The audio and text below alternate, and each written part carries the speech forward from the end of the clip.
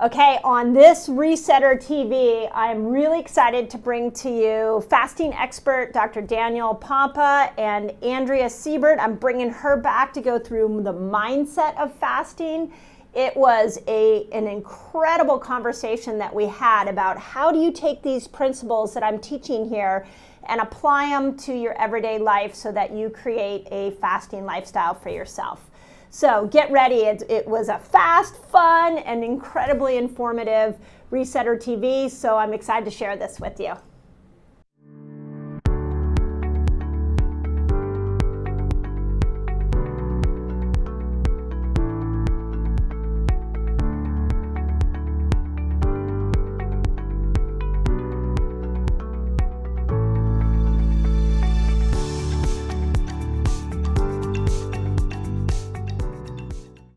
Okay, Resetters, I have literally brought you two of my favorite people in the whole big wide world. So let me start off by introducing you guys to Andrea Siebert and Dr. Daniel Pompa. And I'm so grateful to have you guys here. So excited to be here. I love the Resetters. I hear so much about this group, so. They really are. What I always tell my guests is this group is on fire for their own health, and they really are thirsty for more knowledge. And as you guys know, we fast together every month. And Dr. Pompa, you are the fasting expert out there. So I'm so grateful to not only have you here to talk about it, but also to have you at the Reset experience to really bring the science. And for Resetters, for you guys, well, I absolutely love hearing Dr. Pompa speak because he does such an incredible job of delivering information that gets stuck in your head and will never ever leave. So grateful for you. And Andrea, we got to dive into mindset on fasting because a lot of the Resetters, you know, one of the questions I'm going to have for you guys today is like, how does somebody go into these deeper fasts if they're mentally struggling? Right. So let's dive into it. And I've come up with 5 questions that I want to ask both of you guys about fasting and get your opinions on, so that everybody can learn from your expertise. So let me start off with you, Dr. Pompa. Why would somebody want to vary a fast? So this group, we got a lot of different styles of fasting. Some people are like, I'm a dry faster. We actually have a dry fasting club on Monday, and people all dry fast together on Monday. Some people are like, I'm a water faster. Some people are like, I am the fast mimicking diet queen. So can you talk about fasting variation and why do we need to think about that? Yeah, well, look, I mean, I mix up my fasts all the time because number one, there's different benefits to different fasts, but you have to understand, when you understand about fasting, oftentimes we can fast too much, right? So when I talk about fasting, we know it stimulates autophagy, at least this group does. So autophagy, of course, the body is eating the bad cells. We call that a catabolic state. Well, there's an opposite pathway. So when I discuss feast and famine, on the famine side is the autophagy pathway, fasting, etc. On the other side is the feast, which is an mTOR pathway. Okay, that's an anabolic pathway. I always give the example, that's what the bodybuilders want, right? But we know that staying too long in either one of those pathways is not good, right? So if we stay in this anabolic pathway too long, we actually age prematurely and we can develop disease. But the opposite is true. If you stay or do too much in the autophagy pathway, well, the same thing can happen, right? We can actually become catabolic, lower our immune system. So therefore, mixing up the different types of fast is a better way not to just keep doing water fasts, right? Or too many dry fasts, you get too much autophagy. So throwing in some partial fast is another way to still gain the benefits of autophagy without too much autophagy. Right. So, you know, that's the point. So, I mean, there's a variation aspect even to mixing up the fast. Yeah, and I so hope the Resetters heard you on that because so many people, the challenge they have, and I know you see this, is that they get great results with one fast. They get great results with just fasting in general, and they never want to stop fasting. So it's really scary to mix up those fasts. Yeah. Yeah, I mean, when you get the benefits of a fast, that's, boy, you just want to jump in, you want to do it all the time.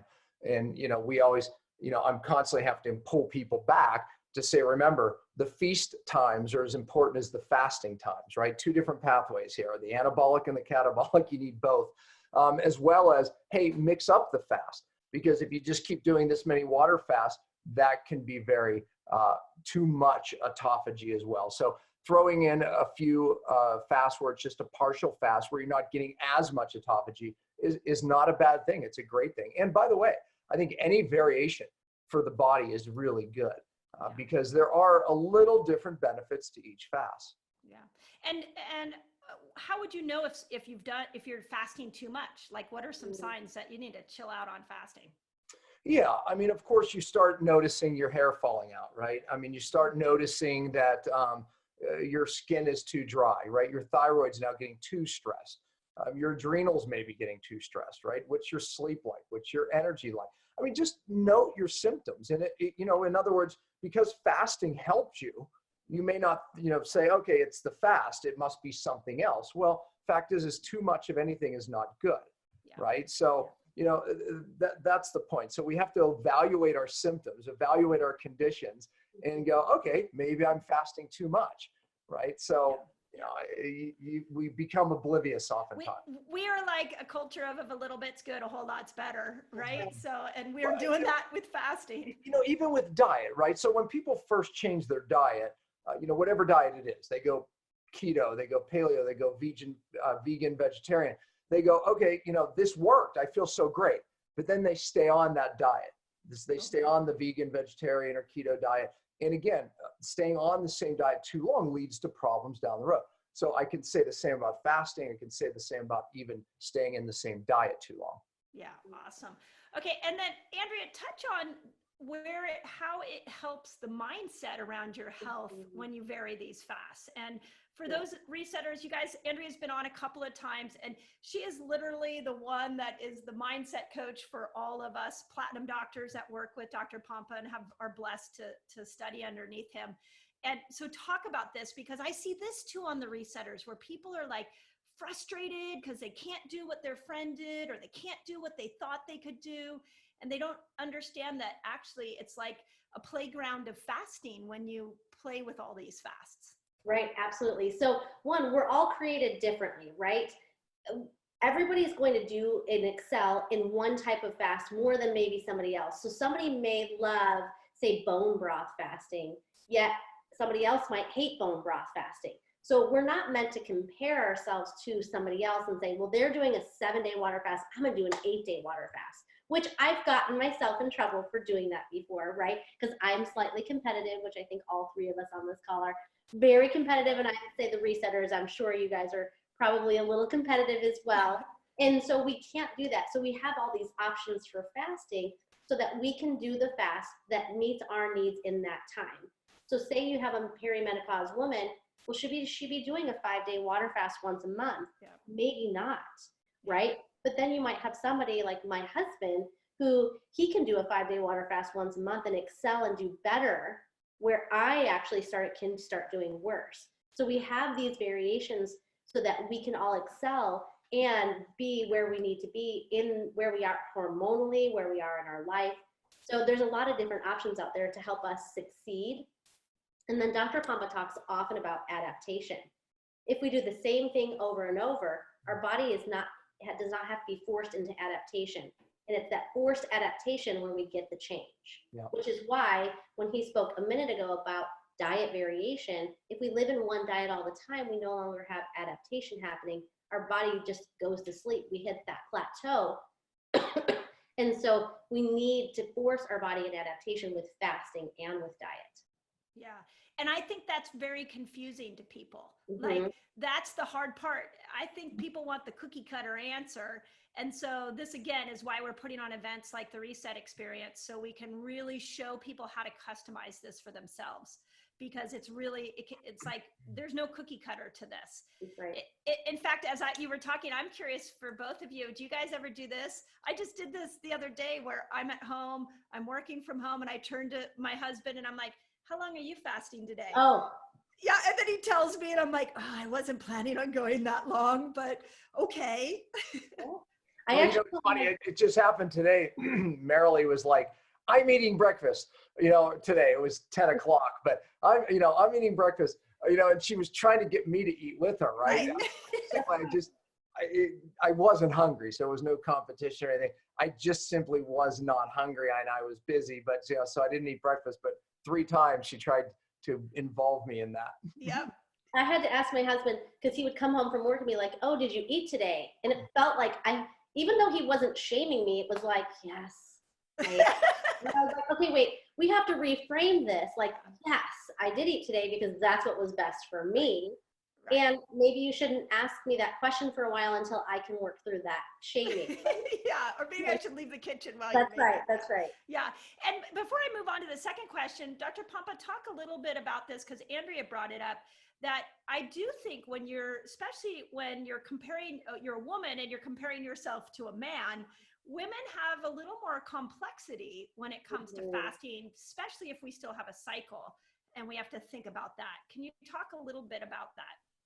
Yeah, I think women thrive even better with more variation, honestly. And oftentimes women are the more disciplined ones and do less. We might hear from my dog. He might disagree with me on this. But anyways, no, I think that that's the fact is that we all do, in fact, thrive from variation because it does create an adaptation. And so when we vary things more, the body has to change. And every time the body has to change and adapt, it does so via, listen, there's a principle called hormesis, and that just means the body's always looking to adapt. Now, when it adapts, you become stronger. If it doesn't adapt, you become weaker, right? And that's the problem is people look at fasting states, we forget we're inducing a stressful state. So you have to look at a fasting state is like an exercise. Too much exercise is really bad. And good trainers know you have to vary the exercise. And, women do better with more variation because of the hormone principle of the fact that certain times in their cycle, they actually need higher glucose and therefore higher insulin to make hormone conversions. So therefore, there's one reason right there. Yep. Women will actually be more intuitive to whether they're hungry or not because of their hormones may demand more, even in an emotional state, will demand more glucose or insulin to make more hormone conversions and adapt. So we see that, and that's why it was out there for a long time that women shouldn't fast. Women shouldn't, do low carbohydrate diets. Well, when I was in Africa, I saw the women doing it, right? I saw it, so it was, point is, perhaps we're just doing it wrong. Perhaps our bodies are genetically set up for this variation. And when we violate it, sometimes the first people to feel that are people with hormone challenges, thyroid conditions, where you actually need these higher glucose spikes. And of course, just women in general may feel it more. Yeah. And you're going to dive into women and fasting and at the Reset Experience as well, so that we can all have a little more of an idea of how we can customize it. Because I hope if you're listening to this, you just joined on, like, I really hope you're getting this, that variation is key. So let's go. Okay, let's move to my second question. What is Andrea, let's start with you. What's your favorite fast and why?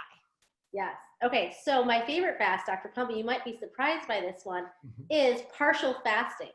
I love partial fasting. I feel like I could partial fast every day.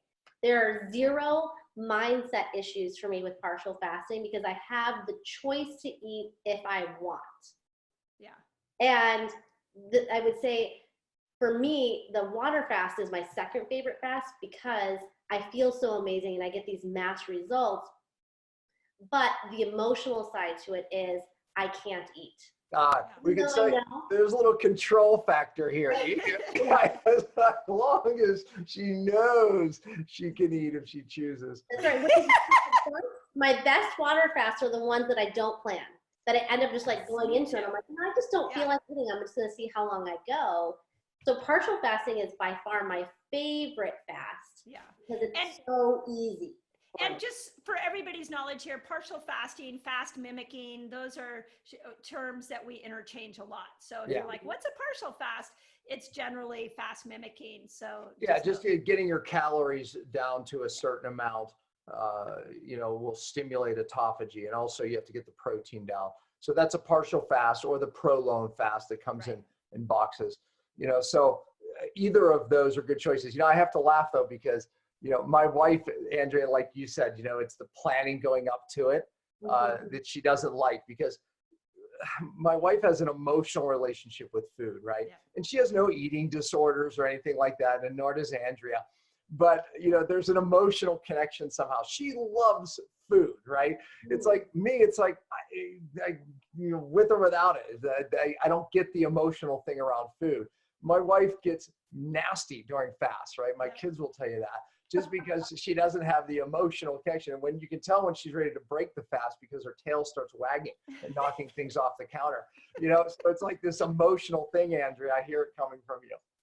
Yeah, and we can all relate to Marilee, because whenever we go out to dinner, right, all of us have experience. It's not, it's an experience with Dr. Pompa. It's an experience with Marilee. She makes dinner an experience. Oh, yeah. That's awesome. And here's, for me, Mindy, it's the opposite, right? So for me, partial fasting, I have trouble with it, because when I start eating, I'm like a train. It's hard for me to stop. So you give me a little bit, and I'm looking, right? I'm walking around the kitchen, opening cabinets going, oh crap. Yeah. When I'm water fasting, I'm oblivious to it. Yeah. I mean, it's like, I'm just out of the kitchen, I'm doing my thing. But when I'm start putting myself around food, forget about it. Yeah. I still do it. I'm the same way. Like I need a little black and white. And like, if I just know I'm not going to get food, then it's like, when that thought comes up, I'm hungry, then I just shut it down with, no, you're not, you're fasting. Like it's helpful. And I would also agree, Andrea, with you. I think that one of the like 2 years ago, I did a 5-day water fast, because you and I were talking in the morning, and you're like, I'm going to start fasting for the next 5 days. And I was like, that sounds kind of good. And then I just started that day, and it was effortless, because I didn't have the angst before it. Yeah. So I do think there is a mental buildup to a 5-day fast. You're going into it feeling like you're going to be restricted. Yeah. And it can make your mind play tricks with you on the water fast. So I do love those, like, just drop. Isn't that partly the power of the group though too, right? It's like, for all of us, I mean, every human, it's easier when you're doing it with a group, because there's just something that, makes it like, okay, we're all doing it, so I'm in, I have to do it, right? The group fast starts on the 23rd. So it's like, I'm in no matter what. Otherwise, we all go, you know what, I'm just going to push it to next week. I'm going to push it. It's something there's powerful in the group that happens. That we lose our justification. Or you make the fatal mistake, and you tell a coworker or somebody that you're fasting, and they go, what? Why are you doing that? And then you're like, I don't know. Why am I doing that? And like, all of a sudden you've lost your course. So coming back to the group is always really important. So, and I know, Andrea, you're going to share some mindset techniques. You had a couple of really cool things you did with My Women's Reset, and helping them really look at food a little differently. So we'll dive deeper into that at the Reset experience. So I'm excited to share that with my community. Yeah, well, I think really quickly about that, like, Dr. Pompa's going to be speaking, you're going to be speaking, Dr. Shane is speaking, and I'm going to take their information and make it into give you tools to implement that information, right? Because we need tools in order to accomplish these goals. And so that's where I'll land at the Reset experience. Yeah, I see it so much on all the social media platforms that we get pieces. We get a piece here and a piece there, and then people apply the piece only to figure out that now they need a more of a system, and that's what you're so good at doing. So okay, here's my next question. We are about to go into a new year, and everybody's going to be doing something, they want a brand new eating style, exercise style, and no doubt we are going to get a lot of new people coming to the fasting world. So what would your advice be to somebody brand new to fasting? Where would you tell them to start? What behaviors would they change? How can you help them be as successful at that as possible? I want to hear Andrea's answer to that first. Yeah, well, Where do they start if they've never fasted before, right? That's the question. So one, I would say start with 3 meals, no snacks, right? Then you move into intermittent fasting. Don't jump into a 5-day water fast if you've never fasted before, right? Mindy, you have a monthly fasting training week. Yep. They can go back and watch all of those videos, start learning all the tools that you have given them, and then fast with the next fasting training week. Yep. Right? Get in with the group. Even if you're just intermittent fasting, that's still fasting and you're still getting results from it.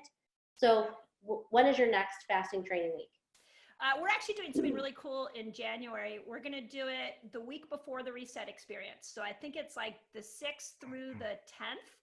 And then we'll have the reset experience. And then we're doing a Forever Young reset where we're going to take them through all different ways of eating and fasting until the end of the month. So my verbiage has been, I've got you covered for January. It'll kick off with that fast training week. Then everybody can come and hear you guys speak, and then we'll dive into application. Perfect. Yeah. I would say jump into that and do it with the group, because in the group you have power, right? You are empowered and you have accountability and you have people doing it with you. Yeah. Yeah, and honestly, you don't just show up and run a marathon. You could, of course, and even if you finished, your results may not be that good. It would be really painful, actually. Mm-hmm. So likewise, you don't want to show up to the fast. You could easily do a 5-day fast, but it could be way more painful than needed. But here's the point.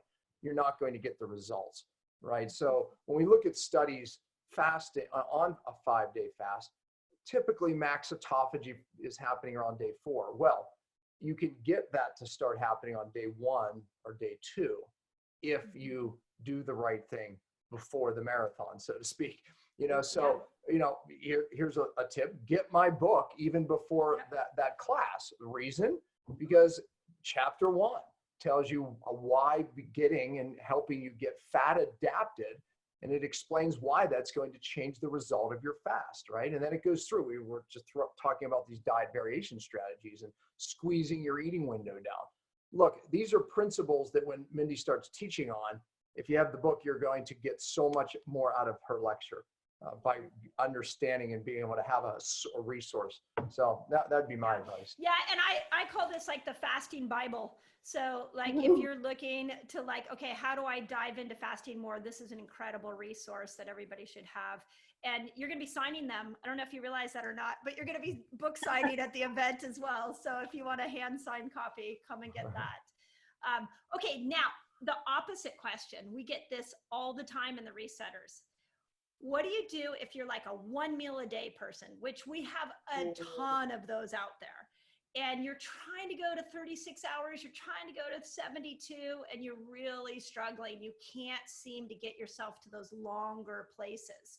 What's your recommendation for those people? Are you saying that you're a person who just eats 1 meal a day every day? Yeah, there's a lot. And you're trying to do a 5-day fast? Yeah, you're like, now I'm going to go 36 hours, or maybe I'm going to go 5 days. I want to go longer than what I've been doing.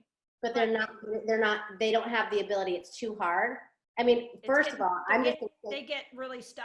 Yeah. I mean, well, because they're probably depleted from staying in 1 meal a day every single day. Their body doesn't have what it needs to take them through a fast. Yes. Yeah, I remember, it was the Biosphere 2 project. When we look at longevity and living long healthy, if we, when we look at animal studies, 25 to 30% caloric restriction, it works. Well, the studies are done on short term. That's the problem. So when you do this caloric restriction, which if you're just eating 1 meal a day every day, you end up in a calorically restricted mode. You can tell these people because they start to take on a catabolic look. Yeah. So what they did in this Biosphere 2 project, they put people in the perfect food environment. They couldn't have eaten any better food, no toxins, everything perfect for 2 years. Well, and they restricted their calories like the animal studies for 25 to 30%. Complete fail. They came out catabolic and they came out with lower immunity. Their organs literally shrunk. Too much autophagy. So just doing 1 meal a day, it works in the beginning. So does caloric restriction. It works in the beginning, but long term, there's other consequences.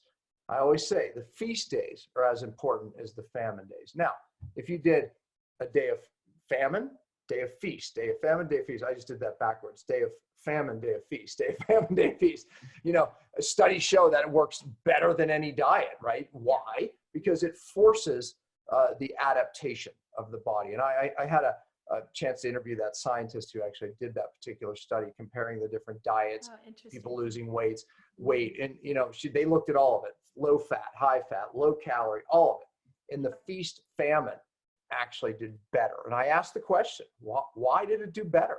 She said, well, because the body had to adapt every day. And to adapt, it basically creates a hormone optimization to adapt. And the microbiome has to adapt. So that forced adaptation, it's like exercise. I call it mitochondrial fitness, right? And that mitochondrial fitness, you start to get better and better and stronger, more adapted mitochondria that have the ability to burn fat. So the bottom line is, if you're just doing that single day, it becomes harder to fast longer, to Andrea's point, right? And you don't have the stores even to fast longer. Yeah. I absolutely agree. And I think that's a really hard concept for people, because they are so attached to the result they're getting, that when you tell them to go eat, then like in our Forever Young reset, I'm throwing in protein cycling, and we're going to have people eating every 20 grams of protein every couple of hours to purposely stimulate mTOR and build muscle. And we had a couple of our patients review it, and somebody came to me and said, oh my gosh, I'm going to eat 6 times a day on that day.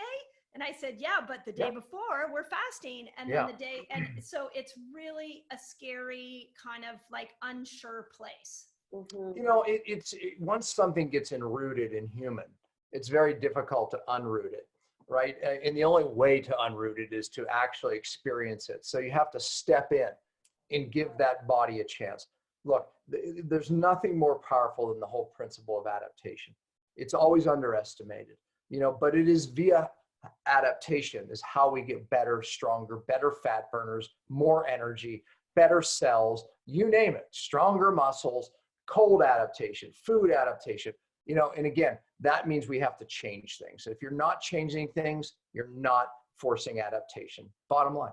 Yeah, you know, and I say it all the time, it's not enough just to know something, you have to believe it, right? So if they know that they're supposed to feast, but they're really not believing it's right for them, they're going to struggle.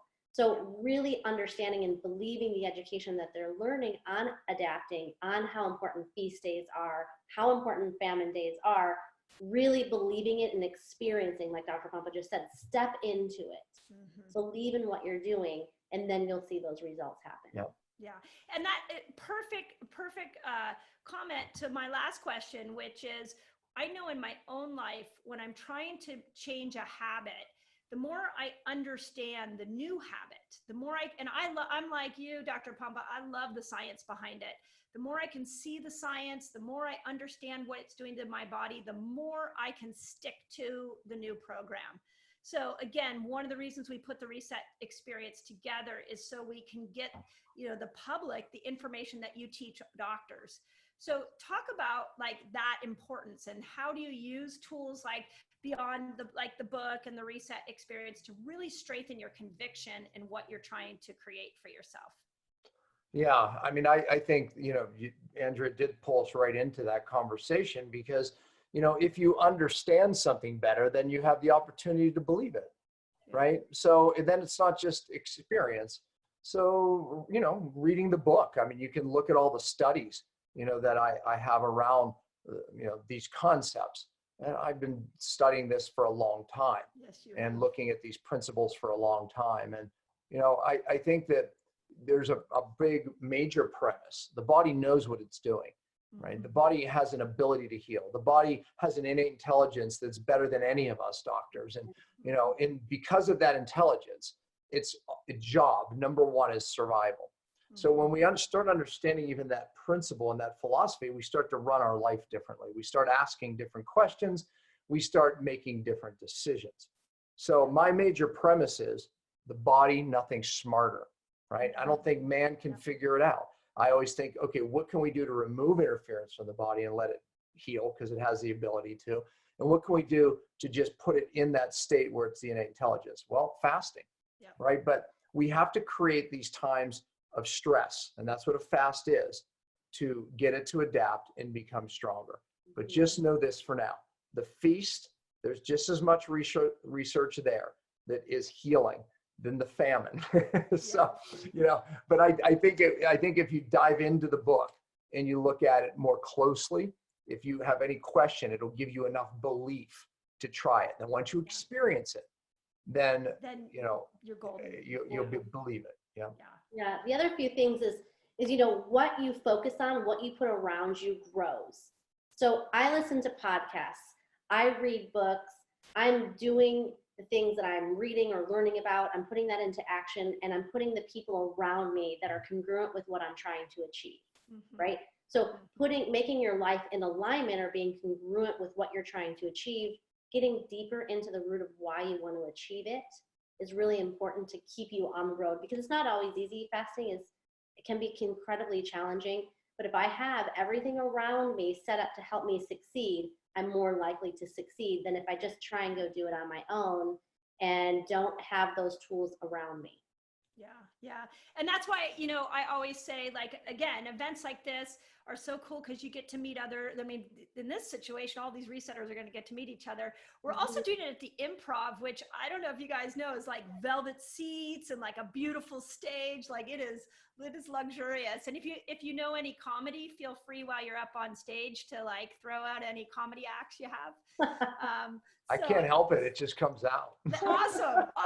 Well, this may be your debut in the comedy world. So, okay, let's finish on this last thought. And I really like putting this energy out into the world. As we enter 2020, if you have one wish for humanity, what would that be? Well, I can tell you that I believe, I and our whole group of doctors are called to a really hurting and crying world. I really believe it. We have some very unique answers. And so because I'm called to that, and all of us, all three of us here that I look around, are called to that. I believe our hope is to bring this message to more and more people, honestly. And my hope would be that, people realize that there's an answer, and Great. I don't say we have it all. I would never say that. But I believe we have a very important part of it. And I believe we have something very unique that no other group has. We have a very unique message that stands very different, which is typically the way it is. If everyone's making a right, I always tell my kids, look left, because ultimately the answer typically lies there. And I think everything that we're teaching is ultimately a left, but I wish it for the world. Yeah. Awesome. I love that. Andrea, what would you say? I know, how do you follow that up? But honestly, for me, it's, I want the world to step into who they were created to be, live in your purpose, right? Create your identity, and just go out into the world with love and joy, and just be who you were meant to be. Yeah. It's so funny. Andrew and I are so similar, because my brain waffled in that pause of, do I want them to function in their true identity? But okay, well, I'm called to this, right? But Andrea is so right, and we train and help many people, all of us do. And, it's when you see someone not functioning right in their true identity, that's when you start seeing them sabotage themselves. Yep. That's when you start seeing them make bad choices, whatever it is. Right? But understanding who you are and who God created you to be and functioning in that true identity. Number one, it brings happiness because that's the way we're designed. Yeah. But it also avoids the pitfalls. Yeah. So, wow. One of my favorite quotes is, don't ask what the world needs, ask what lights you up, because what the world needs is more people that are lit up. And that's really, really true. So, well, this was awesome. And I just feel so honored to be on the same stage with both of you guys. I this putting the reset experience is actually a dream come true for me, because one of my missions for the world is I just want people to believe in themselves again. I want them to understand that they were born in a miracle that has, like you said, Dr. Pompa, this incredible healing power. And one of the major challenges we have in healthcare right now is nobody's taught you just how powerful you of a body that you have. And we want to really give you the tools to that. You know, we're all genetically programmed to fast. Unfortunately, well, fortunately, we live in an amazing world right now that we, you know, aren't forced to fast, but now we have to be taught to fast. But you have to be taught how to fast right. So that's why you need to be there. Yeah, awesome. Okay, happy holidays, and we will see everybody. Hey, you guys, if you're listening to this and you're like, what's the reset experience? Just put reset experience in the comments and we'll make sure you get a link. And I'm just, again, so honored. Thank you guys for taking your time. So grateful for both of you. So thank you so much. Love you. Thank you. Love Thanks. you. Love you.